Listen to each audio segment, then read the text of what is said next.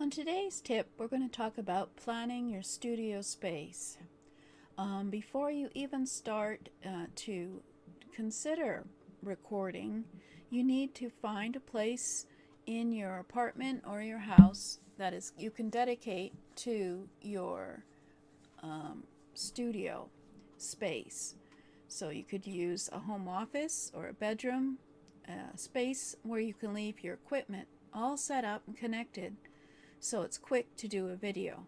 And when you feel like an impulse to do a video, all you have to do is go and set it up and press live. So let's have a look at what you have to consider for when you have a studio space.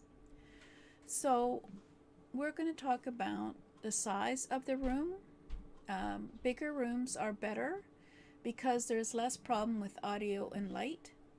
Small rooms can have sound bounce off back and forth from walls. Same with light, it can bounce and it's uneven in one area versus the next, and it can change quickly. Also, you may not find the perfect spot where light and sound are even in a smaller room, whereas a large room you have more choice as to where to put your space.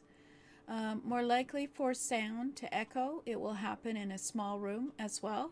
We'll talk about how you can fix that later when we talk about sound, but when planning your space, this is some of the things you have to consider. And also, small rooms, it can be harder to control the light, especially if there are windows. Lights above lighting the room may be too close to recording area, so they could cause uneven lighting on the face and change very quickly during the day. Also, bigger rooms, the light can be more even in the room. There isn't an echo or sound bouncing. If the ceiling is high enough, there isn't any sound bouncing off there either. The windows are far enough away that natural light doesn't stream in at different times of the day, affecting your light exposures.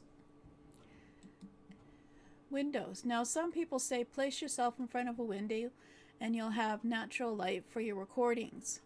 But the brightness and color of sunlight changes through the day, changes with the weather, and of course there's nighttime.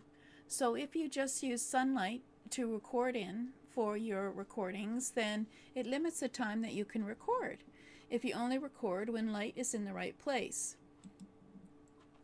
So it's best not depend on sunlight to light your face or do your recordings on video.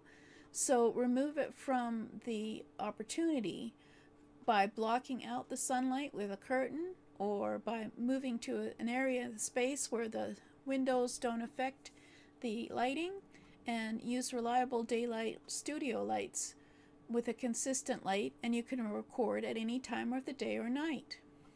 The space needed to do face recordings is as much as the size of a desk with lights on either side and a screen at the back, as the background can create quite a small space to do your recordings within a large room. So, sound. However, no matter how big the space you are in, you will need to test how your recording sounds when you set up your studio. And of course, the only way that you can test if you have any problems with your sound is to actually set up your studio recording space. So there are some things you can do beforehand or during the time you're planning your studio space, and so we'll talk about those next time. But we're going to discuss next time how to cut out the distracting sounds. But for now, go look for a space in your house or apartment that has consistent lighting you can control.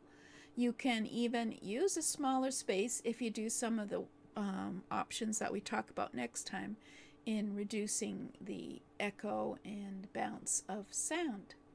So see you next time.